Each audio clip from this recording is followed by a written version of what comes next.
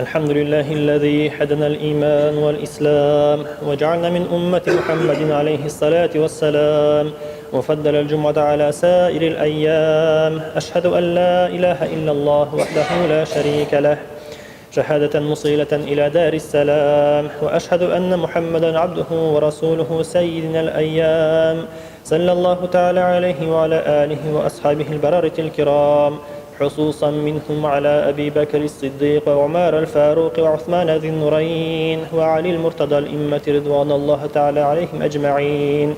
أما بعد، أيها الناس أوصيكم بالتقوى الله عز وجل، ونفسي أول بالتقوى الله.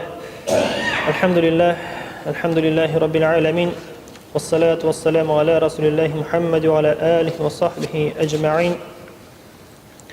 Barcha maqtovlarimiz bizlarni yo'qdan bor qilib tarbiyalab turgan va barcha alamlarning Rabbisi bo'lgan Alloh subhanahu va taolaga bo'lsaydi, va ko'ngil turlarimizdan chiqqan salovat shariflarimiz oxir payg'ambarimiz, suyukli payg'ambarimiz Muhammad Mustafa sallallohu alayhi va sallamga va uning oilalarına va sahobalarına borib erishsaydi. Alloh taolo ushbu juma kunlarimizni muborak qilib, bizning qilgan amal ibodatlarimizni durustlab qabullardan qilsaydi, bizlarning bilib bilmay qilgan ulug' va kichik gunohlarimizni yorliq qilsaydi. Bugun muhtaram jamoat, esga tushirib ketarmiz tag'in bir qat, endi shulay ko'p suylanila turgan masala, tema deb aytaylik, har birimiz har kunni esda tutarga tegishli masala, ul da bo'lsa o'lim masalasi. Azirmi biz o'limga yo'qmi? Shul masala turida bugun suylashib ketarmiz. Endi bilganimizcha bugun da o'zi bizning qardoshimizni endi ulug' yoshda bo'lsa da, shunga da qaramasdan hali yugurib yurgan abina Farid abina bugun uzatib jiberdik. Hali unda kechagina yugurib yuriydi, hali kechagina oyoq usti yurdi, bugun endi ketib tabardi. Shunga ko'ra bu hal har birimizga kelajak.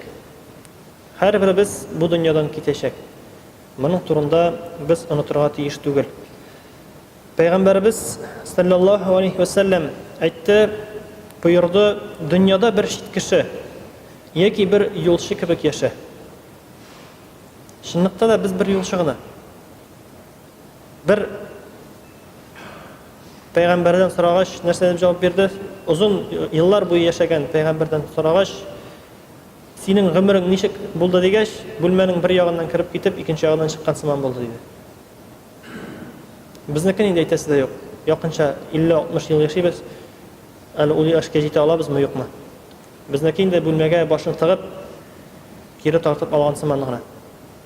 Ammo lekin shu g'umrimizda da Allohga ibodat qilgan ontamiz qizg'anishga qarshi lazzatlanib, rohatini bilib qolim deb yashaymiz qizg'anishga qarshi.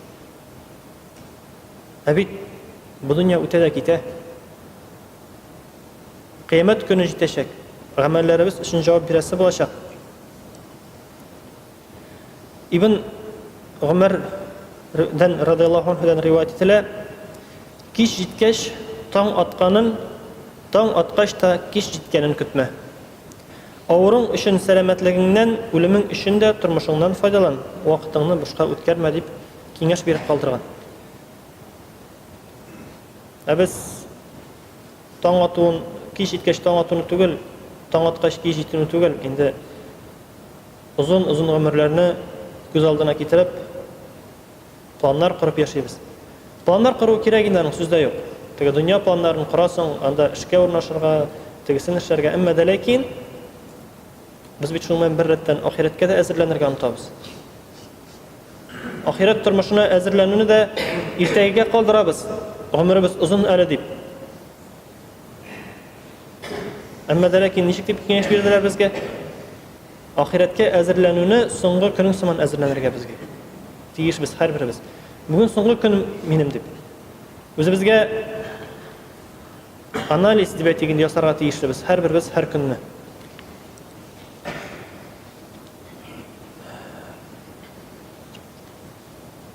Hem şuşa hisob vaqti yaqinlasha.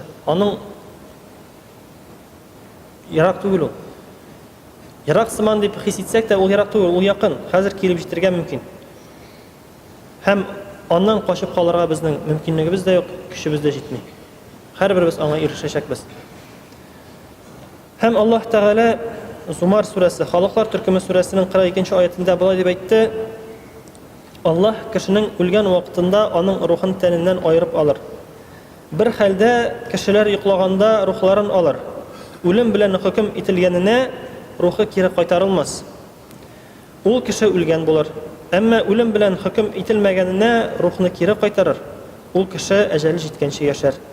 Аллаһ Тәгаләнең бу эшендә әлбәттә фикер ияләренә гыйбрәтләр бардыр.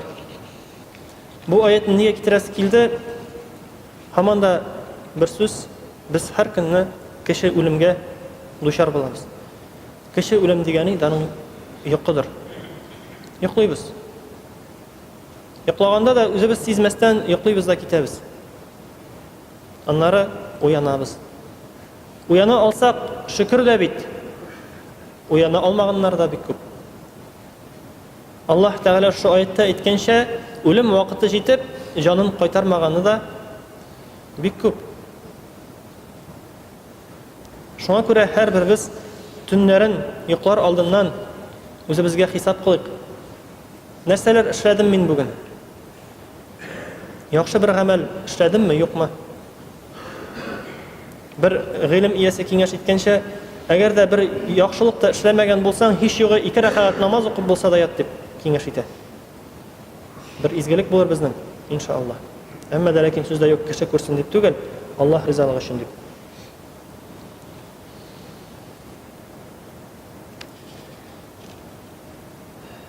Аллаһ Субханаһу ва Тәгалә шулай ук Ниса сүрәсе 78-нче аятта әйтә, өзеген генә укып китәм. Астагъизу биллаһ أينما تكونوا يدرككم الموت ولو كنتم في بروج مشيدة. صدق الله العظيم. Кай урында булсагыз да сезгә үлем ирешер. Әгәр күккә терәлгән, бик таза төзелгән бина эчендә булсагыз да, дип әйтә бу аятта. Бу аятның өзегендә дөресрәге. Хәзер күз алдына китерик 2012 елны. Нәрсә диделәр? Дөнья бетә диделәр. Бөтенесе нәрсә эшли башлады? Зур бер төрле тимердән бронированный биналар төзи башладылар, әйме? Дөнья беткәндә качып калырга да янәсе. Аннары чыгарбыз. Бу афәт киткәннән соң. Монда Аллаһ Тәгалә җирдә дип әйтмәде, хәтта ки әллә кая күктә шундый бина төзсәләр дә качып кала алмыйлар диде. Биектә, күккә терәлгән. Әмма без җиргә итеп качып калмакчы булабыз. Качып кала алмыйбыз беребез дә. Һәрберебезгә ирешәчәк. Һәрберебез шушы үлем ашысын татайчакбыз. Аллаһ Тәгалә бит Анкабут сүрәсендә, Коръәндә дә аятында да әйтте, тагын бер аятны укып китәсе килә. Үрмәк сүрәсе 57-нче аят. Астагъизу биллаһ. Kullu nafsin dha'iqatul maut thumma ilayna turja'un. Монда нәрсә дип әйтә Аллаһ Тәгалә? Һәр бер җан иясе үлем ашысын татаячак. Аннары да безгә кайтарылырсыз. Кайсыбызның качып калганы бар үлемнән? Кайсыбыз качып кала ала? Үлемнән дәва юк. Бүгенге көндә галимнәр тырышалар нәрсәдер майтарырга, үләп чыгарырга. Янәсе үлемнән качып калабыз дип әле бер көнне хәбәрләрдән сөйләп маташалар, башларын алыштыралар янәсе. Кеше озаграк яшәсен өчен. Тәне бүтәннеке, башы бүтәннеке. Хәзер ниләр генә үләп чыгармыйлар. Ярабысы бүтән мәсьәлә. Мин теге тирәнгә керәс килми, әмма дә ләкин барыбер качып кала алмыйбыз. Кача алмыйбыз. Барыбер үләчәкбез. Эш бит башта түгел, эш бит җанда. Җаныбыз кайчан тәнебездән китәчәк? Кайчан да булса китәчәк.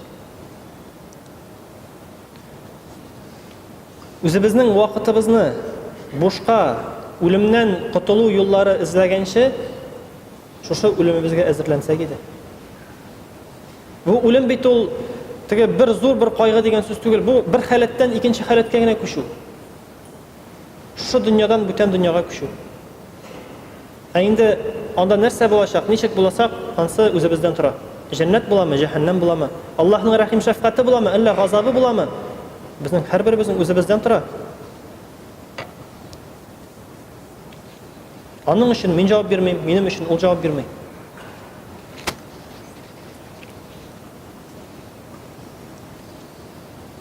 Без һәр көнне тукталып, үзебезгә шундый сораулар биргән бар микән? Ни өчен бу дөньяга килдек? Ни өчен яшибез? Үлемнән соң нәрсә көтә? Гомреңне нәрсәгә әрәм иттең? Иртәгә синнән булар хакында сорасалар, нәрсә дип җавап бирерсең?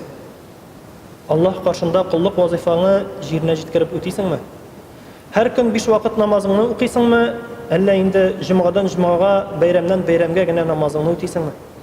Уразаңны тотасыңмы, әллә Рамазан ае кергәч ашказаның авырта башлыймы? Закатыңны түлисеңме, әллә үзеңне җәһәннәмгә утын итеп әзерлисеңме? Гөнаһларыңа тәүбә иттеңме, яисә син бу сорауларга мөселманнар сөйләмәгән сүзләр белән җавап бирмәкче буласыңмы? Син бөек хисап көндә Аллаһ Тәала каршында үзеңнең кылган гамәлләрең өчен җавап бирергә әзерме? Шушы сорауларны без үзебезгә биргәнебез бар микән? Без шушы сораулар буенча уйланганыбыз бар микән? Уйлану түгел, дөресен әйткәндә, җәмәгать үлем мәсьәләсен сөйләшә башласак, тизрәк бу темадан китәргә тырышабыз. Бүтән мәсьәләгә күчәргә тырышабыз. Аллаһ Тәала Зарiyat surəsi 56-cı ayətdə әйтә: "Biz кешеләрне һәм җиннәрне гыйбадат итсеннәр өчен яраттык" диде. Гыйбадат кылсыннар өчен яраттык диде. Гыйбадатыбызны инде әлхәмдүлилләh бу мәчет залында утыручыларыбыз әлхәмдүлилләh тырышабыз инде гыйбадат кылырга. Әмма дә ләкин мин гыйбадат кылам дип масаярга ярамый, мактанырга ярамый. Аллаһ ризалыгы өчен булырга тиеш.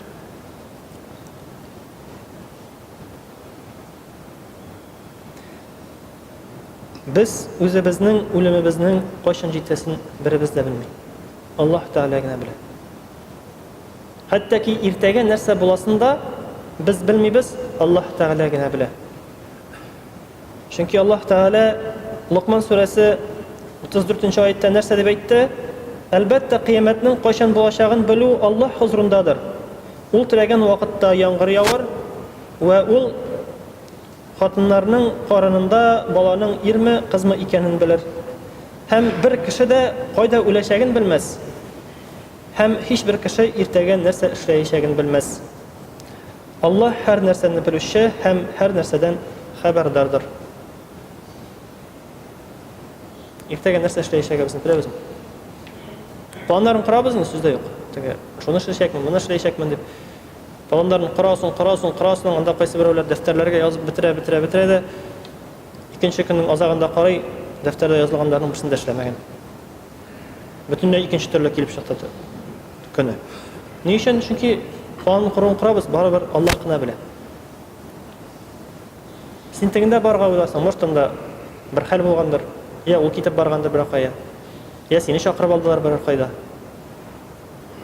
Бәлкем барасы җиреннән үлеп киткәнендер. Aslında ayta almıyoruz.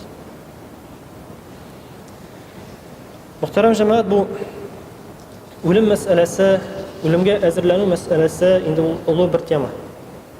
Ulu bir mesele. Аның турында сөйләшә башласак, көннәр кирәк, айлар кирәк. Чөнки һәр бер гамәлне карасак, асылда ул үлемебезгә әзерләнү. Чөнки бу дөнья беткәч, бу дөньядан киткәч, безнең гамәлләребез киселә. Һәм безгә байлыгыбыз да, балаларыбыз да, хатыннарыбыз да, гаиләбез дә ярдәм итә алмый. Иллә мәгәр шушы дөньяда кылган гамәлләребез генә, гамәл гыйбадәтләребез генә ярдәм итә ала. Кемнең бу дөньядан байлыкны алып киткәне бар? Байлыклар белән кем киткәне бар? Әллә ул үлде дип хатыны төшеп ятамы кырыйна? Төшеп ятмый бер безнеке. Үзебез генә китәбез. Кабердә Аллаһ белән бергә бер калабыз. Шушы каберебез безнең йортыбыз кыямәткәчә тикле. Ул йортыбыз безнең җәннәт бакчасыннан бер бакча буламы? Әллә җәһәннәм чокырыннан бер чокыр буламы? Ансы да һәрберебезнең үзеннән тора. Инде мөхтәрәм җәмәгать, уйланыйк, фикерләник. Аллаһ Тәгалә дә әйтте Коръәндә нәрсә диде? Һаман уйлап фикерләмәсләрме дигән аятларны беләбез Аллаһ Тәгалә. Бусы Нәхл сүрәсе 17 аятта. Әллә һаман уйлап фикерләмәсләрме? Аллаһ Тәгалә безгә күпме кисәтүләр җибәрде, пәйгамбәрләр җибәрде. Бүгенге көндә дә күпме мөгъҗизаларны карап күреп белергә була. Хәтта ки көн белән төннең алышынуында да уйлап фикерләүчеләр өчен зур бер гыйбрәт бар икәнен һәрберебез беләбез.